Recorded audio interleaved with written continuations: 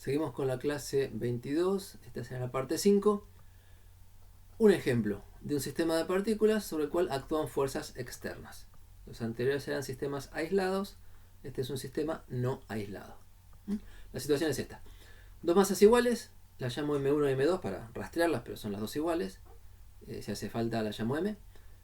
De 200 gramos, se encuentran unidas por un hilo elástico, apoyadas en reposo sobre una membrana horizontal elástica, que sea esta línea punteada, separadas por una distancia de 10 centímetros en reposo. En un cierto instante se le aplica a la primera, aquí desde abajo, un golpe que le da una fuerza impulsiva y que le hace adquirir una velocidad.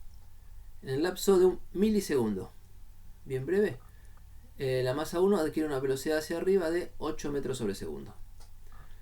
Como el hilo estaba flojo, mientras la primera adquiere velocidad, la segunda ni se entera todavía. Igual en un tiempo tan cortito, suele pasar que se entiende que mientras, se usa como aproximación y lo vamos a hacer, mientras esta partícula 1 recibe el golpe, ese milisegundo, es despreciable cuánto llega a moverse. Adquiere velocidad, pero el tiempo es tan corto que se moverá, no sé, alguna cantidad que es mucho más chiquita que el tamaño de la partícula y no es apreciable. Entonces, hay un primer evento que es recibir el golpe. Con eso, la partícula 1 tiene velocidad hacia arriba, la partícula 2 no tiene velocidad. Y el resto del problema es cuando la partícula 1 tironee de la 2 con el elástico y las dos anden por el aire, bueno, cómo evoluciona el centro de masa y cómo evolucionan las partículas. Entonces, usamos un sistema de coordenadas como el de la figura y empezamos a trabajar. Preguntas. ¿Cuál es la fuerza media aplicada a la masa M1 durante el golpe? La idea de fuerza media asociada a esas fuerzas impulsivas es que uno puede calcular por la variación de la cantidad de movimiento de la partícula 1, que es la resta de velocidades antes y después, y corresponde en este caso hacerla como vectores, pues está un problema en el plano. Aquí está. La variación de la cantidad de movimiento es igual al impulso de la fuerza aplicada. Y la fuerza media es el impulso de la fuerza aplicada dividido el tiempo transcurrido. Entonces, delta P1 se puede escribir J directamente, que es el impulso de la fuerza F aplicada a la partícula 1, pero es igual a delta P1. Así que para las cuentas tenemos este dato, o esto calculado recién. Y el intervalo de tiempo es un milisegundo, así que hacemos la cuenta y da una fuerza neta de 1600 newton hacia arriba. Acá debería haber escrito un versor J para que la ecuación esté consistente. Perdón que me lo olvidé. Fuerza media, impulso recibido sobre tiempo transcurrido. Bien. Otra pregunta. ¿Cuál es la posición y velocidad del centro de masa del sistema inmediatamente después del golpe? Bueno, después del golpe, inmediatamente después, entendemos que la partícula 1 no se desplazó, sigue estando en el origen. Entonces, posición del centro de masa como vector, componente X da D sobre 2. El punto medio entre las dos partículas porque las masas son iguales. Y componente Y da 0, porque las dos tienen altura 0. Velocidad del centro de masa, componente X y componente Y. Componente X es 0, porque ninguna de las dos partículas tenía velocidad en el eje X, y componente Y es distinta de 0, porque la partícula 1 tiene velocidad en el eje Y, aunque la partícula 2 no tenga velocidad en el eje Y, el centro de masa sí tiene velocidad en el eje Y, que es V0 sobre 2. Bien. ¿Cuál es el movimiento del centro de masa después del golpe? Mientras, no inmediatamente después, sino al rato, cuando las masas ya están en el aire, unidas por el hilo elástico. ¿Qué se puede hacer de esto? Imagínense que es un movimiento bastante complicado. Vamos un dibujito más abajo. En el cual el centro de masa tendrá alguna posición, alguna velocidad, va cambiando con el tiempo, y las dos partículas están, bueno, como revoleadas alrededor del centro de masa. Este dibujito estático dibuja dónde están, pero cada una puede tener alguna velocidad de tal manera que se mueven respecto del centro de masa. O sea, cada una tiene una velocidad distinta que el centro de masa. Y lo que hacen es andar como dando vueltas alrededor del centro de masa. Dicho de otra manera, el centro de masa siempre está entre medio de ellas. Entonces ya están como alrededor del centro de masa. ¿Cómo son las cuentas? Perdón. ¿O cómo es la discusión? Bueno, el movimiento del centro de masa depende de las fuerzas externas. ¿Cuáles son las fuerzas externas? El peso de cada partícula. M por G sobre la partícula 1, M por G sobre la partícula 2.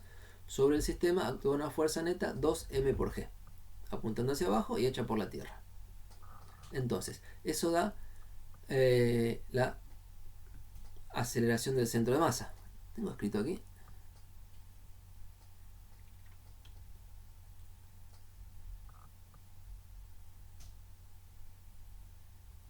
Perdón, ahí me encontré. Lo que estoy escribiendo acá en esta ecuación, en esta, es la segunda ley de Newton para el sistema. Suma de fuerzas en X igual a masa total, que es 2m, por aceleración del centro de masa componente X, que se despeja con aceleración del centro de masa componente X igual a 0, porque no hay fuerzas en X externas.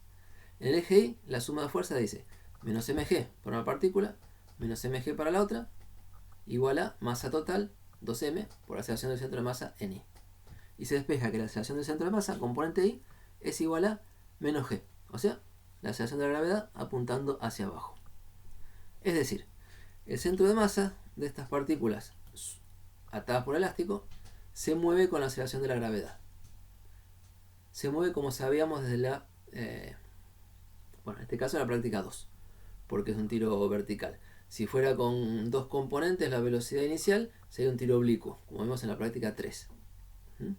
El centro de masa se mueve como una partícula de masa 2m, masa total, sobre la cual actuará sus propios pesos, 2m por g.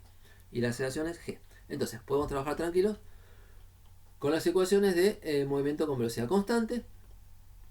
La posición inicial y la velocidad inicial del centro de masa las tenemos, las calculamos recién. Y entonces, las ecuaciones de posición del centro de masa en el eje X era x0 más b0 más b0 más bx por t, da 0. Y en el eje Y, que sería y0 más b0 por t menos un medio de g por t cuadrado, lo que está escrito acá. O sea, usamos los datos de posición inicial y velocidad inicial del centro de masa. Y la velocidad, que es la derivada de esto, pero si quieren la recuerdan como velocidad en x es constante y velocidad en y es velocidad inicial menos gravedad por tiempo. Tenemos también las ecuaciones. Son exactamente las que escribíamos para una sola partícula. Entonces podemos describir en función del tiempo la posición y la velocidad del centro de masa. Y es un problema conocido. Luego, nos preguntan, si en un dado momento T1, mientras las masas están en el aire, unidas por hilo elástico, la masa M1 tiene una posición R'1 respecto al centro de masa y velocidad B'1, ¿en qué lugar está y con qué velocidad se está moviendo la otra masa, M2? Pero pregunta vista desde el laboratorio. Bueno, acá nos conviene trabajar en el centro de masa, porque en el centro de masa la suma de posiciones por masas es 0, como vectores. Entonces, de ahí despejamos que la posición respecto al centro de masa de la partícula 2 es menos la de la partícula 1. Esto porque las dos partículas son iguales. Si no, habría un cociente ahí m1 sobre m2, pero acá como son iguales se simplificó, y siendo las masas iguales, cada una está a un lado y a otro del centro de masa a iguales distancias, igual dirección y sentidos opuestos. Velocidad del centro de masa, velocidad de la segunda partícula. Bueno, respecto al centro de masa, la suma de masas por velocidades es 0, como vectores. Se despeja que la velocidad de la partícula 2 respecto al centro de masa es en este caso menos la velocidad de la partícula 1 respecto al centro de masa. Y volviendo al sistema de laboratorio, tenemos que sumar la velocidad del centro de masa y nos queda la posición. Se me han juntado. Bueno, la primera ecuación dice R2 en función de T1, que está bien leída, bien copiada, y la otra tendrá que decir nada más que B2 en función de T1, en la velocidad del centro de masa. Están sobrando los R2 en todos lados, disculpe, porque copié de arriba y me olvidé de borrar. pero el resultado está al final.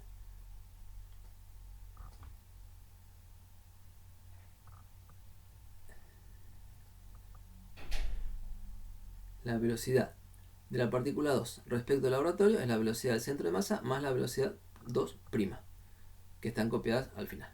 Bien, entonces, uno puede resolver algunas cosas en el sistema del centro de masa porque cuenta con estas ecuaciones automáticas. Si conoce la posición de una partícula, despeja la de la otra. Si conoce la velocidad de una partícula, despeja la de la otra rápidamente en el centro de masa. Y después hay que volver al laboratorio. ¿Mm? Comentario, para cerrar esto, trabajamos con el sistema del centro de masa, que en este caso es acelerado. Está claro, el sistema del centro de masa sigue un tiro vertical y caída libre. Tiene la aceleración de la gravedad. Lo que no podríamos hacer es usar la segunda ley de Newton para las aceleraciones vistas desde el sistema del centro de masa. Pero sí podemos usar toda la descripción cinemática.